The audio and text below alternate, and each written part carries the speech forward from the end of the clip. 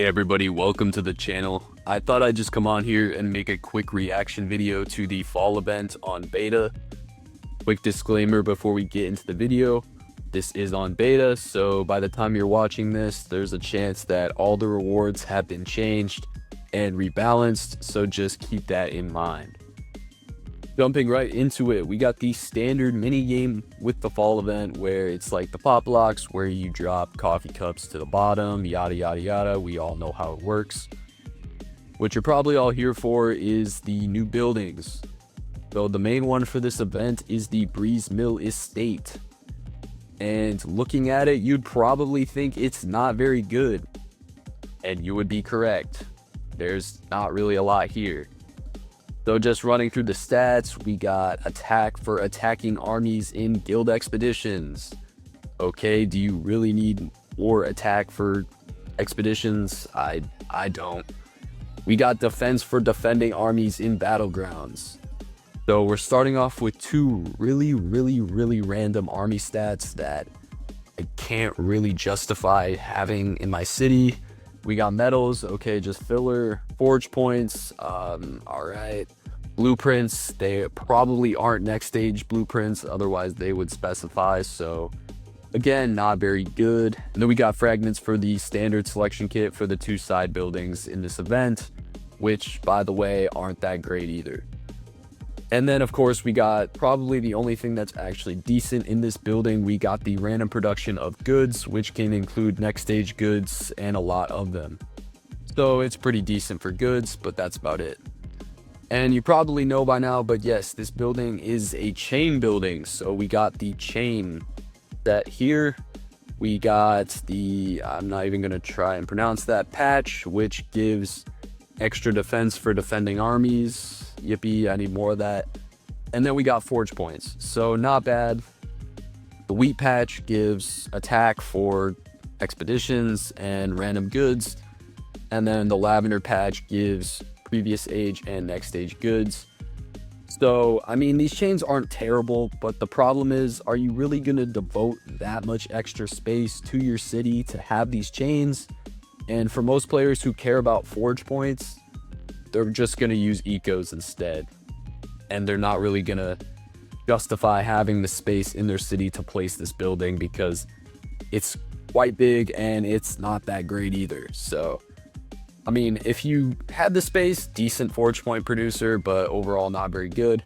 Plus, these chain pieces are probably going to be fairly limited because yes, we got the shop mechanic back here in Shop of Empires. So pretty much daily specials have been sacked and they've been replaced with these mason marks, basically just coins that you get from the reward boxes at the end. And apparently they're giving free ones too, so that's decent. But yeah, there's all types of stuff in the shop, and the shop refreshes. I think it's every like 8 or 9 hours. And you can get a ton of stuff from previous fall events. You can get upgrades for the cider mill, which we'll talk about soon. And then just some useless fodder that nobody's gonna buy. And then apparently there's better rewards here that you're gonna have to unlock by getting coffee cups to the bottom. So I don't know, if you want these, probably a good idea to save all of your coins then, but I don't know if anybody's really gonna want them. All right, so moving on, let's talk about the other main attraction of this event. We got the Cider Mill, which is back from the dead, and it's getting a silver, gold, and plat upgrade. So the silver level pretty much makes it 3x4, and let's be honest, nobody's really gonna build this. The gold upgrade makes it 3x3 now and gives it some stats for expeditions, though still not that great. And really the only one that's actually decent is the plat upgrade, which gives you quantum action capacity, so it increases your quantum action capacity, and it makes it 3x2, so is it worth placing? I don't know. It's all right. The problem is the only army stats it gives is for expeditions. So again, I mean, seriously, why'd they have to be expedition stats? You know what I mean? Hopefully that gets rebalanced, though I doubt it will, because They're already giving quantum actions, which is the first time we've seen quantum action capacity be given in a building. So, and then of course we got the 2 standard side buildings in this event, if I can find them. I think they're down here. To be honest, are pretty forgettable. They give, again, pretty random army stats, and you know, they can be ascended. I'm not going to go through the ascended levels. If you want to look at those, they're there for you. Finally, looking at the leagues, we got the standard gold league building, the Mayspire Labyrinth, which of course gives a ton of army stats, and it gives goods. And then for some reason, they decided to give us 25 forge points on it. Yeah, I don't know why they decided to add that, but that's an extremely low number.